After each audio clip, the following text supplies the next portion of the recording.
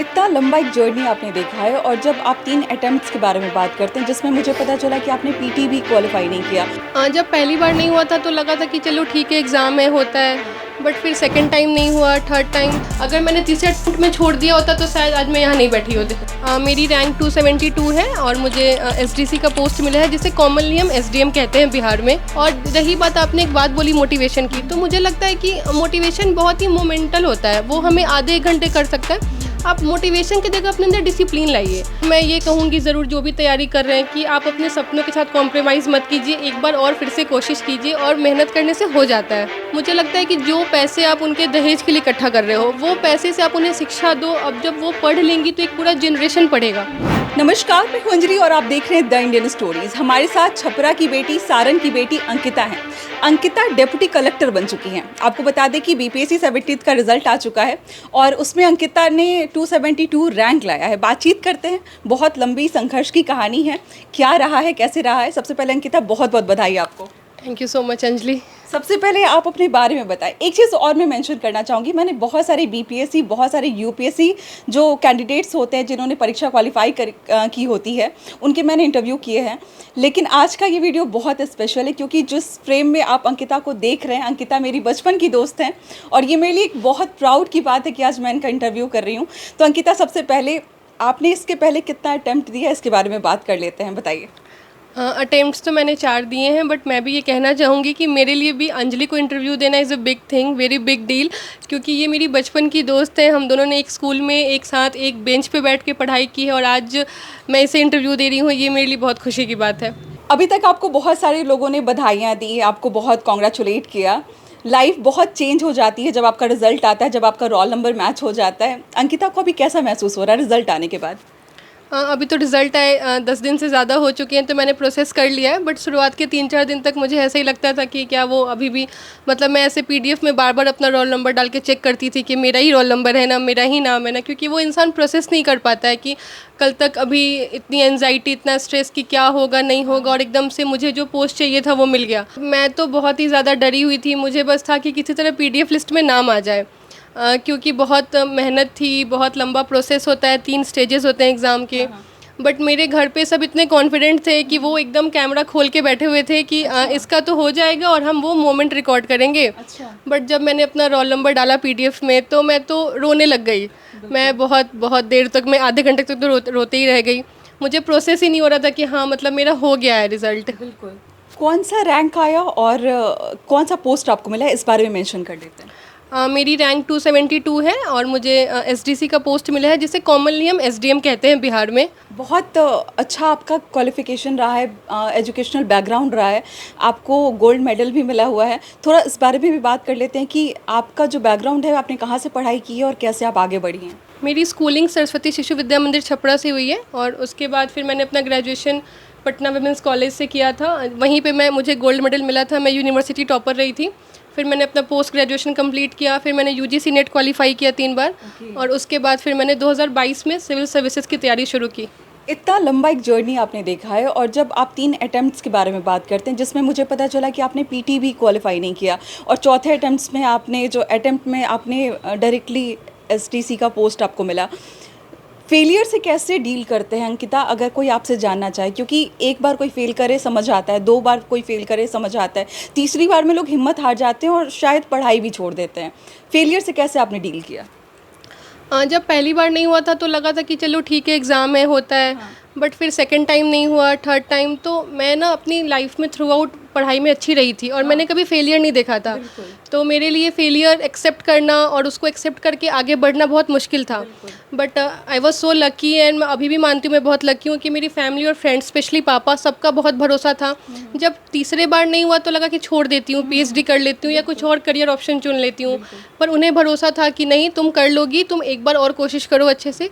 तो बहुत बार ऐसा होता है कि आप बहुत डिमोटिवेटेड फील करते हैं, आपको लगता है छोड़ दे, नहीं हो पाएगा।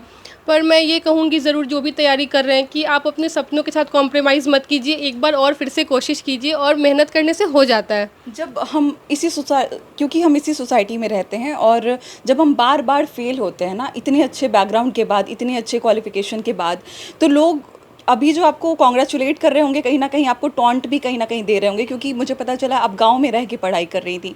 क्योंकि फैमिली का सपोर्ट आपके साथ था, लेकिन आपको कहीं ऐसे सुनने को मिला कि लोग आपको कहीं न कहीं ये कह रहे हैं कि बहुत कलेक्टर बनने चली हैं, लड़कियों को स्पेशली कहा जाता है। आपके साथ ऐसा कुछ प्रैक्टिकली हुआ है? मेरी फैमिली में तो कभी नहीं हुआ। मेरी जो फैमिली वो बहुत सपोर्टिव थी, मेरे फ्रेंड्स बहुत सपोर्टिव थे। बट जैसा कि आपने कहा कि ये हमारी सोसाइटी का स्ट्रक्चर ही ऐसा है कि अगर लड़की है उसे 2-3 अटेम्प्ट्स लग गए तो फिर वो पढ़ाई नहीं कर रही है, उसकी शादी करा दो। शादी का प्रेशर आ जाता तो ये तो होता है। पर मेरे पापा ने एक बात कही थी, मेरे किसी रिलेटिव ने उनसे कहा था कि अंकिता की शादी कर दो।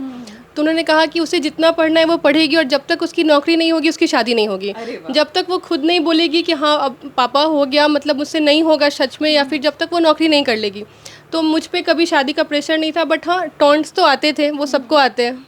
मतलब पापा का इतना ज़्यादा सपोर्ट, आपने बोला कि उन्होंने कहा कि जब तक आप गिव अप नहीं करती हैं वो शादी के लिए नहीं बोलेंगे। ये कितना, क्योंकि बहुत सारी लड़कियां शायद अपने सपनों को इसलिए मार देती हैं क्योंकि उनको ये सपोर्ट नहीं मिल पाता। अभी मैं कई सारे ऐसे क्वालिफाइड स्टूडेंट से बात कर रही थी जिन्होंने बीपीएससी में क्वालिफाई किया है, उनके पेरेंट्स अभी तक उनको सपोर्ट उतना ज़्यादा नहीं कर रहे थे। तो कितना बड़ा वो दिमाग को फ्री करने वाला बात होता है कि पिता का सपोर्ट है, फैमिली का सपोर्ट है। मुझे लगता है कि बिहार जैसे स्टेट में स्पेशली महिलाओं को तो हमें शिक्षित करना चाहिए, उन्हें ब्यूरोक्रेसी में आना चाहिए, इनफैक्ट हर फील्ड में जाना चाहिए, रिसर्च में, एजुकेशन में। क्योंकि एक तो महिलाओं की स्थिति बिहार में बहुत अच्छी नहीं है, और जब महिलाएं आगे बढ़ती हैं, जैसे अगर आप मुझे देख रहे हो तो आप देख सकते हैं मैंने 3 बार प्री नहीं क्वालिफाई किया, पर मैं चौथी बार में अभी आज एसडीएम बन के बैठी हूँ। तो मुझे लगता है कि जो पैसे आप उनके दहेज के लिए इकट्ठा कर रहे हो, वो पैसे से आप उन्हें शिक्षा दो। अब जब वो पढ़ लेंगी तो एक पूरा जनरेशन पढ़ेगा। क्योंकि आप अपने गांव में रह के पढ़ाई कर रही थी, तो लोगों को एक सेल्फ डाउट होता है कि अगर वो गांव में रह के पढ़ाई करते हैं, अगर वो छोटे शहर में रह के पढ़ाई करते हैं, तो बीपीएससी और यूपीएससी का सपना जो है वो उनके लिए मतलब शायद पहाड़ जैसा होता है। ऐसे एस्पिरेंट्स जो गांव में बैठ के पढ़ाई कर रहे हैं, क्या उनके लिए ये संभव है कि वो एक कमरे में बैठ के तैयारी करें और इस परीक्षा को क्वालिफाई कर लें? हाँ, मुझे लगता है आप गांव में रह रहे हैं या दिल्ली में रहना तो आपको कमरे में ही पड़ता है, क्योंकि अगर आप बाहरी दुनिया से बहुत ज़्यादा टच्ड रहते हैं तो आप पढ़ाई नहीं कर पाते हैं। और चूंकि ये डिजिटल जो भी ये रिवॉल्यूशन हुआ है, और ये जो ऑनलाइन क्लासेस और ये जो डिजिटल टीचर्स अभी सब कुछ यूट्यूब पे अवेलेबल है, तो मुझे नहीं लगता कि अब बिहार के किसी गाँव में और दिल्ली में कोई फ़र्क रह गया है। आप घर पर भी बैठे सेम चीज़ें आपको मिल जाती हैं, सेम रिसोर्सेज, सेम टीचर्स। तो घर पर रह के पढ़ाई ज़्यादा अच्छी हो पाती है, मुझे लगता है। बिल्कुल।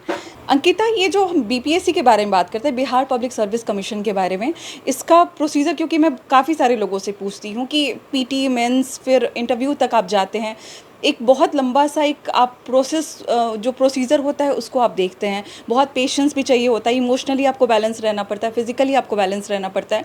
आपने कैसे अपने आप को, क्योंकि आपने अगर 3 अटेम्प्ट के बारे में बोला, चौथे अटेम्प्ट के बारे में बोला, लगभग अगर उसको मल्टीप्लाई करें हम 3 मतलब अलग अलग एग्जामिनेशन से, तो ये बहुत लंबा एक प्रोसेस हो जाता है। अपने आप को कैसे मेंटेन रखा जाता है इस पूरे प्रोसेस में?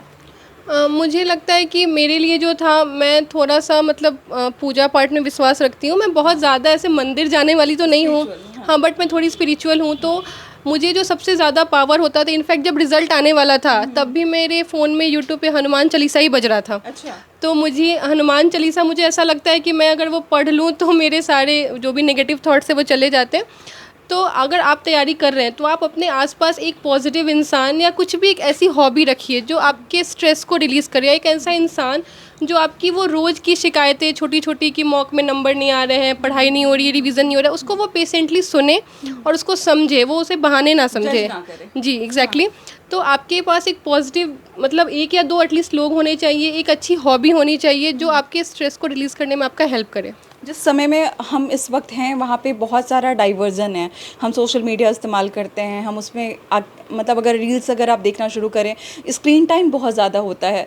तो आप क्योंकि कहीं ना कहीं एक्टिव भी थी और आपने अपना पढ़ाई भी बहुत एक्टिवनेस के साथ किया है, इसको कैसे बैलेंस करते हैं कि सोशल मीडिया को भी बैलेंस कर लिया और पढ़ाई भी बैलेंस कर लिया? चूँकि मैं घर से रह के पढ़ाई करती थी तो सोशल मीडिया से कट ऑफ होने का मतलब था कि पूरे फ्रेंड सर्किल और दुनिया से कट ऑफ हो जाना। और मैं थोड़ी सोशल इंसान हूँ और मुझे वो फिज़िकली सोशल माहौल नहीं मिल रहा था, तो मेरी डिजिटल दुनिया ही थी। तो मैं काफ़ी बैलेंस करके चलती थी। जैसे मैंने टाइमर लगा दिया कि चलो आधे घंटे इंस्टाग्राम यूज़ करना है, या फिर जब एग्ज़ाम बहुत पास आ गया तो अकाउंट डीएक्टिवेट कर दिया कि अभी 2 महीने नहीं यूज़ करेंगे तो कुछ हो नहीं जाएगा। तो मैं ऐसा मानती हूँ कि सोशल मीडिया आपकी लाइफ में बहुत बड़ा हर्डल नहीं होता है आपकी मेहनत या आपकी पढ़ाई में, बस आप उसको तरीके से कितना यूज़ करना और कैसे यूज़ करना है। अगर आप 4 मीम्स या 4 रील देख के हंस लेते हो, आपको खुशी मिलती है, तो उसमें कोई बुराई नहीं है। मुझे लगता है बहुत जेन्युइनली आपने ये मतलब ये बात कही है, क्योंकि कई बार लोग होते हैं कि उसको कवर अप करते हैं, वो कहते हैं कि नहीं इससे डाइवर्जन बहुत ज़्यादा होता है, लेकिन सच बात है कि अगर आपको 4 चीज़ें देख के हंसना, अगर वो चीज़ें आपको हंसा रही हैं तो कहीं ना कहीं आपका मेंटल स्ट्रेस कम हो रहा है। जो स्टूडेंट्स आपको देख रहे हैं, जो एस्पिरेंट्स आपको देख रहे हैं, जो कहीं ना कहीं बहुत डीमोटिवेटेड फील करते हैं बीच में, जब वो पढ़ाई कर रहे होते हैं, एग्ज़ाम दे रहे होते हैं, होता है नहीं होता है, आंसर चेक, पता नहीं क्या क्या चीज़ें, पीडीएफ में चीज़ें ढूंढना, इस बीच में वो अपने आप को कहीं ना कहीं लूज़ कर देते हैं। उनको आप क्या कहना चाहेंगी? आपकी तरफ से उनके लिए क्या एक सक्सेस मंत्रा होगा? फर्स्ट ऑफ ऑल कि जो ये बीपीएससी या यूपीएससी है, ये लाइफ का एक पार्ट है, ये ज़िंदगी नहीं बनानी चाहिए हमें से, ठीक है। बहुत बार हम ऐसा सुनने देखते हैं कि कुछ बच्चे बहुत एक्सट्रीम स्टेप्स ले लेते हैं जाके, क्योंकि उनका एग्ज़ाम्स नहीं हुआ। तो ये लाइफ का पार्ट है, और अगर आपने सच में मेहनत करी है तो आपको जो चाहिए वो मिल जाएगा, और अगर नहीं भी मिला तो आप लाइफ में अच्छा ही करोगे, इवेंचुअली आप अच्छा ही कर लोगे। मे बी आपको तब लग रहा है कि आप हार गए हो, बट आप लाइफ में अच्छा करते हो, और हमें लगता है कि हम सबके ऊपर एक पावर है जो हम सबके लिए अच्छा ही सोचती है। अंकिता की बातों को सुनकर मुझे लगता है कि आपको बहुत कुछ समझ में आया होगा, और बहुत सारे ऐसे सवाल को हमने पूछने की कोशिश की है जो कहीं ना कहीं एक एस्पिरेंट्स के मन में होता है। तो अगर वीडियो अच्छा लगा तो शेयर ज़रूर करें। बाकी बिहार की बेटी, छपरा की बेटी, सारण की बेटी जो हमारा नाम रोशन कर रही है, कहीं ना कहीं इन्हें बहुत ज़्यादा कॉन्ग्रेचुलेट करें इस वीडियो के माध्यम से। मिलते हैं अगले वीडियो में। बहुत बहुत शुक्रिया।